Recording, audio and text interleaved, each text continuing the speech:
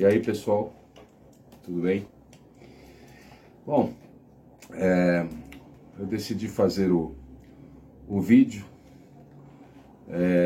do meu canal, né, desse canal, o Diário dos Músicos, sobre minha pessoa, né?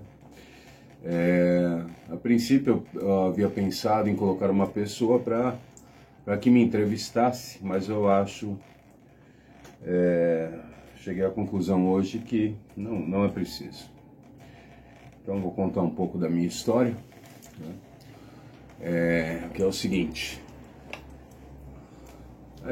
Meu nome é Moacir Carlos Pires Barbosa, nome artístico Moa Ruchot, filho de Moacir Pires Barbosa e Charlotte Ruchot Barbosa. Meus pais me deram, eu tinha uma estrutura, vamos colocar assim, uma situação financeira dos meus pais que me proporcionaram um grande tempo para que eu pudesse estar estudando o instrumento, né? A princípio foi o violão, em seguida a guitarra. A minha formação, na verdade, eu sou praticamente autodidata. Tive alguns professores, eu coloco que todos foram importantes, vou colocar aqui na ordem. O primeiro, obviamente, Deus que me deu o dom, agradeço a Ele todos os dias por esse dom. Só arrumar aqui, melhor isso. Todos os dias que acordo eu agradeço a Ele por esse dom que Ele me deu da música, que eu acredito que seja um dom, né? E, enfim, a princípio eu vi umas... Vamos começar lá de trás. Então, tem o meu tio Dermeval, minha tia Helena, já falecidos, que moravam na Doc Lobo. E esporadicamente eu, meu pai e minha mãe íamos almoçar na tia Helena, onde a família da minha mãe se reunia quase todos os domingos. E eu lembro que mais ou menos com 5 anos de idade, eu ficava no quartinho do meu primo, do Derme, né? E no quarto dele, e onde tinha ali um violão. E eu lembro que aos 5 anos de idade eu olhei para aquele objeto e já sabia ali que ele emitia algum som sendo tocado, né? Eu não sei porquê, se o instinto, ou se porque eu já havia visto na TV alguma coisa desse tipo, e enfim, relacionei. Bom, aí eu sei que eu peguei aquele instrumento e naquelas viagens de criança com 5 anos de idade, descobrindo todas as coisas, tateando e tal, eu peguei o instrumento, coloquei no colo, coloquei de um lado, coloquei do outro, apertei as cordas, primeiro toquei as cordas soltas, enfim, e dali, depois de uma outra ocasião, acho que um pouquinho mais velho, talvez uns 8 ou 10 anos de idade, eu estive em Lins, na casa da mãe, da esposa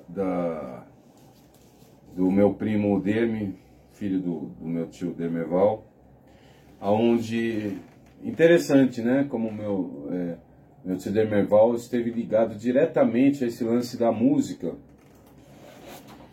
na minha vida, porque eu nunca ouvi tocando, porque parece que ele teve um acidente, eu lembro que ele contou pra mim, não lembro exatamente se foi uma faca, ele estava cortando um limão, algo assim, cortou os dedos. Meu tio Dermeval era médico, muito conceituado, se não me engano, diretor do Hospital 9 de Julho. Enfim, e tocava, né? Eu lembro que ele contou para mim que ele tocou em rádio, ele tinha um trio, se não me engano. Eram 3 violões, alguma coisa assim, não sei se tinha alguém que cantava, mas se não me engano era instrumental. E ele me contou depois de muitos anos, ainda bem, eu tive o prazer de mostrar algo para ele tocando, porque eu já tinha uma banda. Mas se ele me visse tocando hoje, não que eu seja um exímio guitarrista ou violonista, mas ele ia gostar muito, né? Até pelo estilo que eu toco. Enfim. Bom, ali foi meu primeiro contato. Depois em Lins tinha um piano, né, na casa dessa pessoa.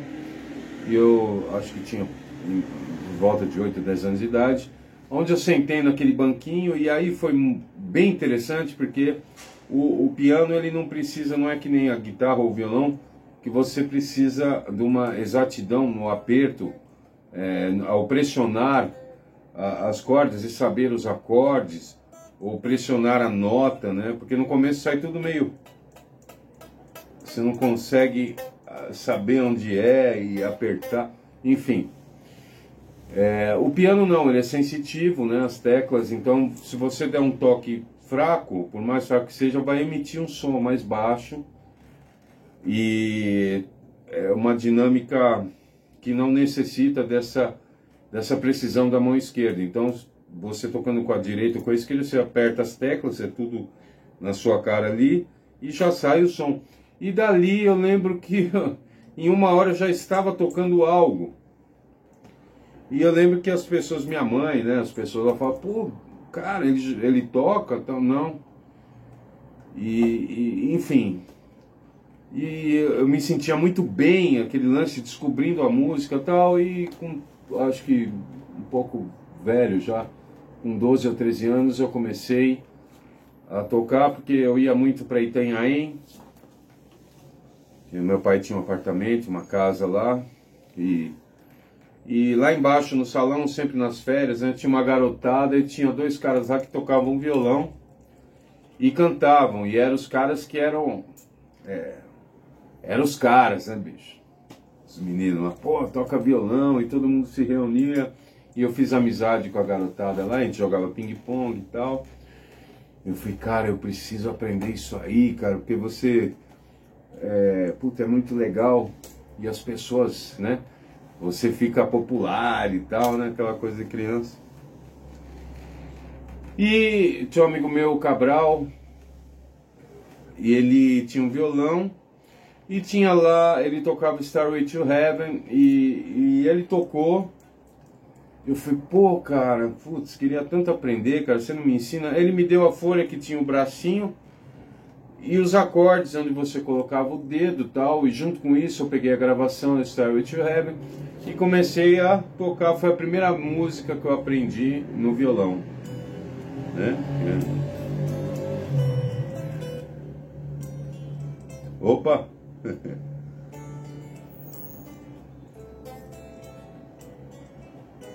Ah, tá. Oxe.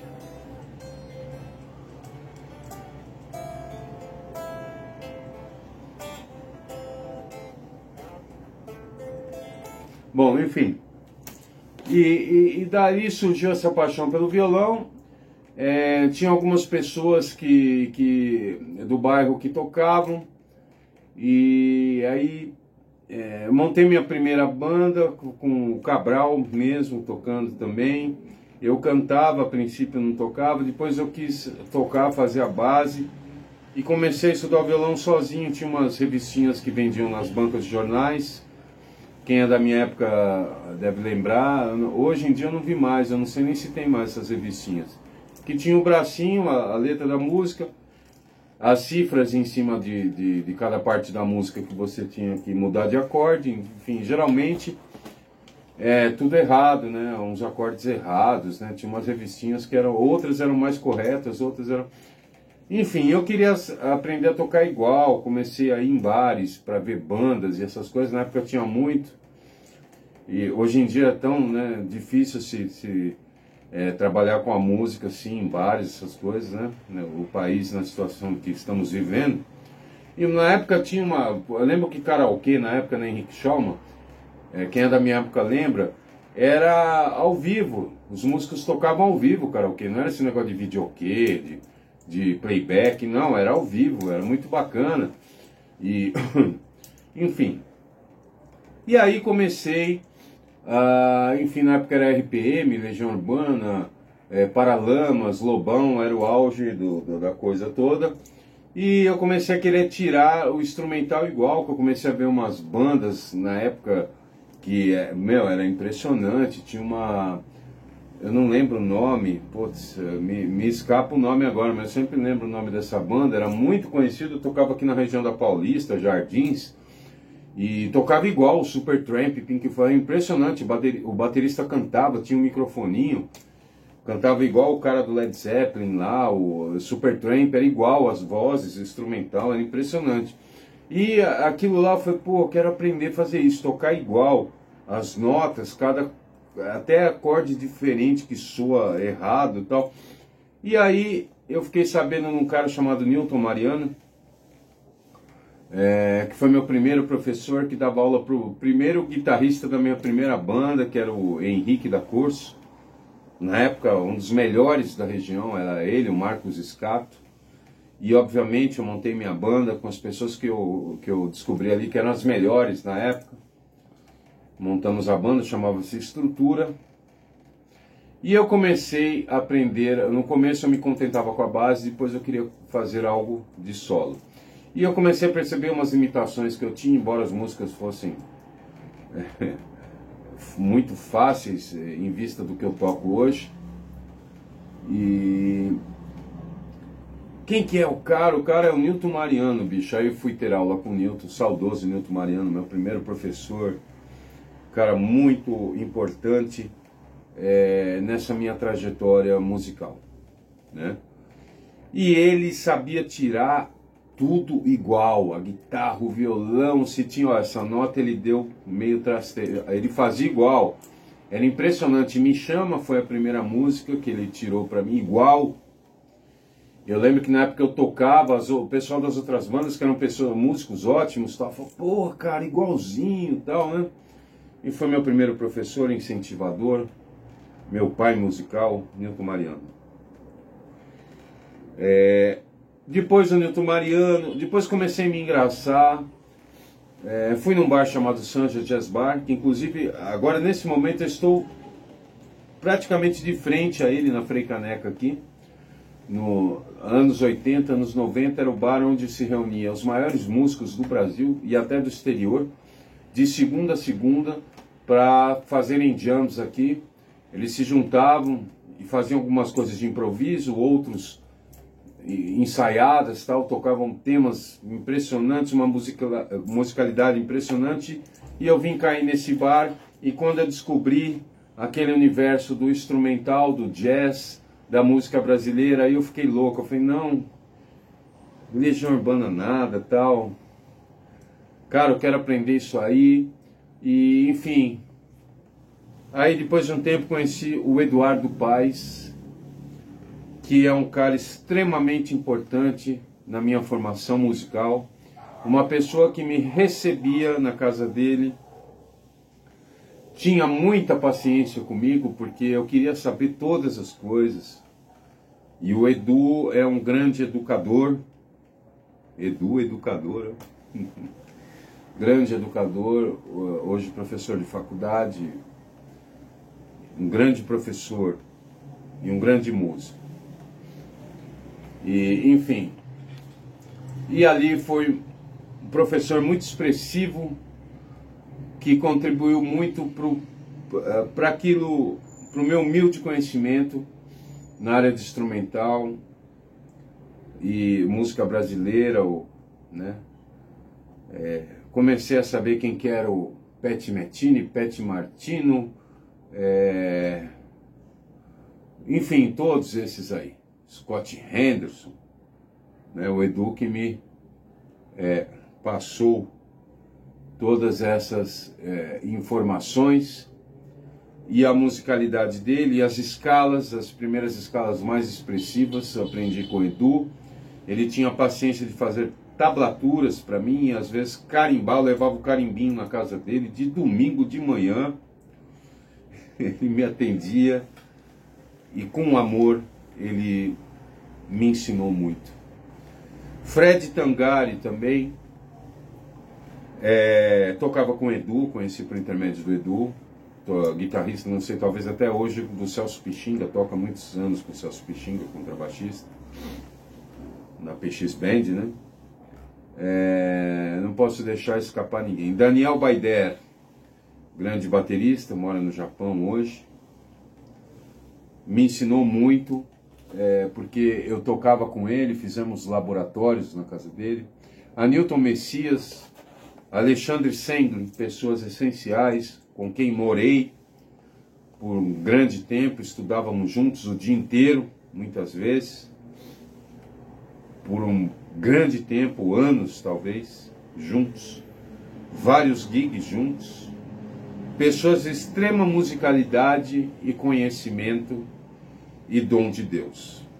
Deus me deu esse prazer na minha vida de passar e aprender junto com essas pessoas, poder morar com elas e compartilhar vários momentos muito alegres, não só musicais, mas aventuras, e tocamos em muitos lugares. Fizemos uma segunda da música instrumental em Osasco, coisa típica, né? Enchíamos a casa numa segunda-feira tocando música instrumental, standards e coisas criadas por nós, músicas autorais. Enfim, poxa, eu sou um cara muito feliz. Mas vamos ao projeto. Agradeço aos meus pais, que são os mais importantes, que me deram a base de educação e a condição de eu poder estar estudando o instrumento. Enfim, esses são valiosíssimos, já partiram.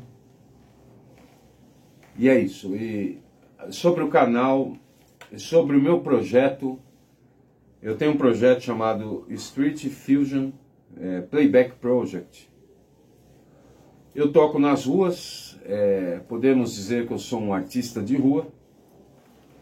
E essa ideia veio o ano passado, mais ou menos nessa época aqui, outubro para novembro, quando eu estava morando num carro, no estacionamento de um supermercado em Arujá, passando uma dificuldade muito grande financeira, um carro que não era meu inclusive, um carro que não funcionava e que eu só dormia ali dentro daquele carro.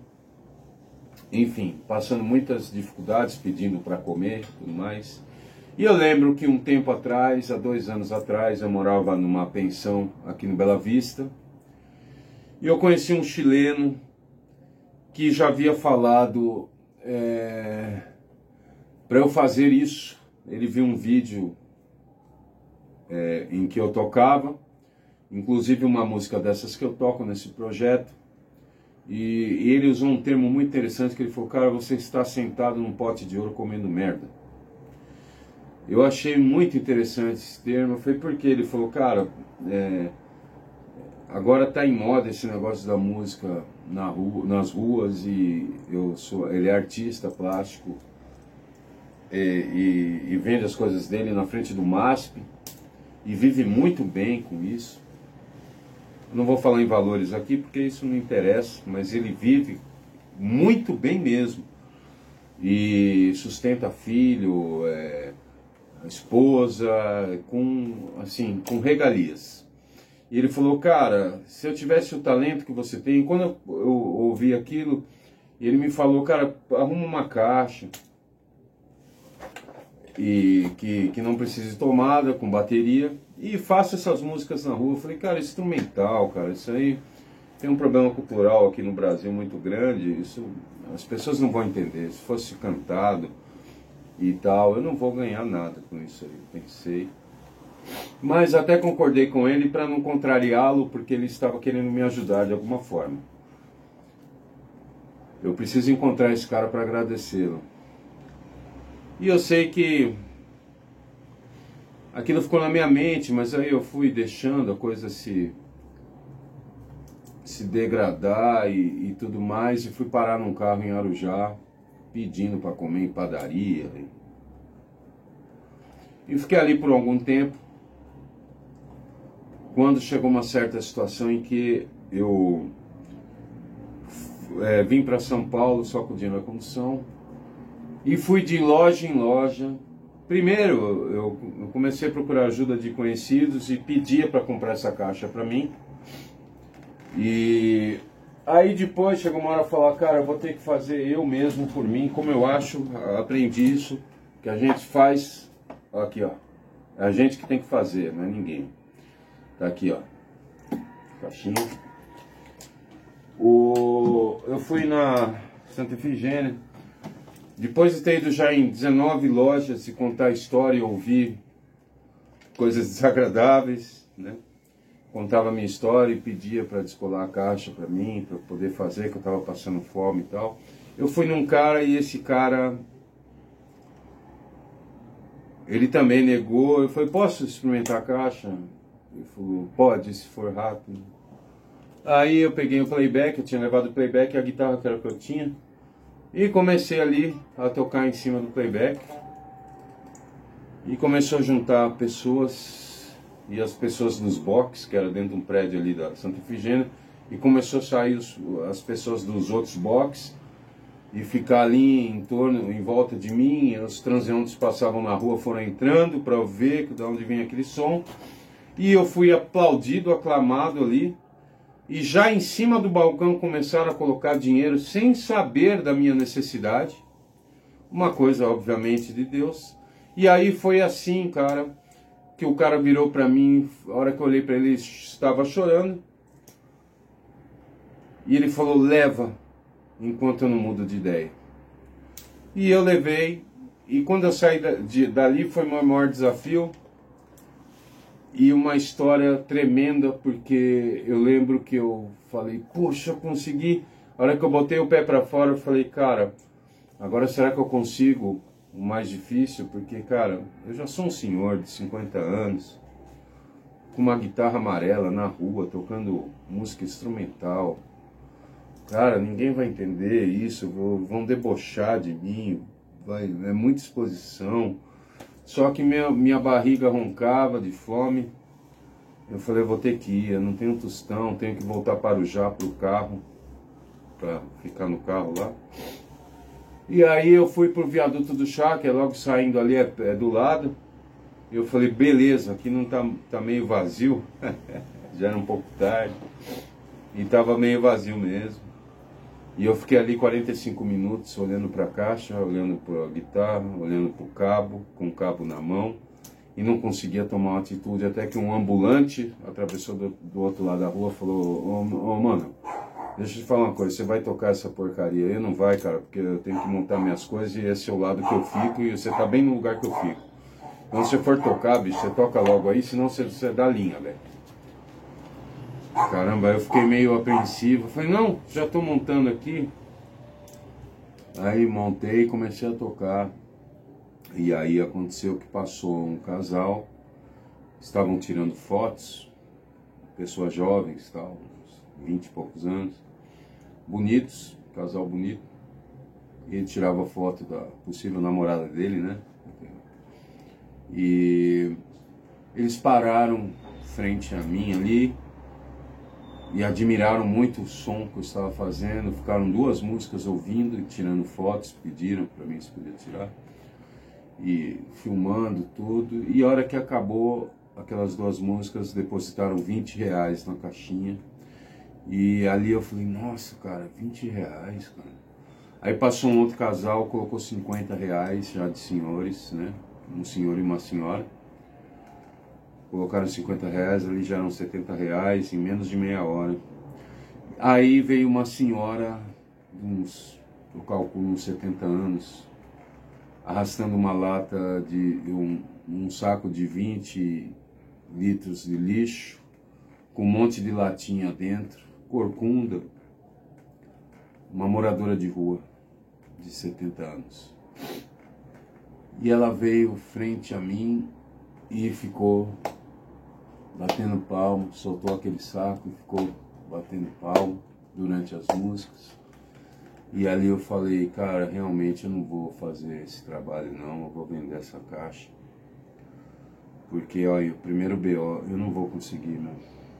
O que essa mulher vai fazer daqui a pouco, cara? E eu fiquei tocando sem parar, porque pra mulher ir embora. E ela não foi embora, acabou o pendrive, as músicas. Eu falei, agora que vem. E ela tava lá. Aí ela chegou, enfiou a mão no bolso do sobretudo, sujo. Tirou 10 reais com a mão trêmula assim, esticou até mim e falou, toma filho, você salvou minha vida. Isso é muito forte e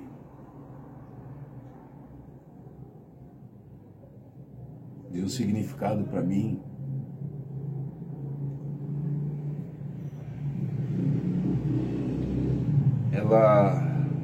Eu falei, como? Não precisa, não faça isso. Ela falou, não faça isso você. Você não viu, mas é inteligente, uma senhora muito inteligente. Falou, eu estava debruçado no viaduto do chá aqui e eu ia me jogar.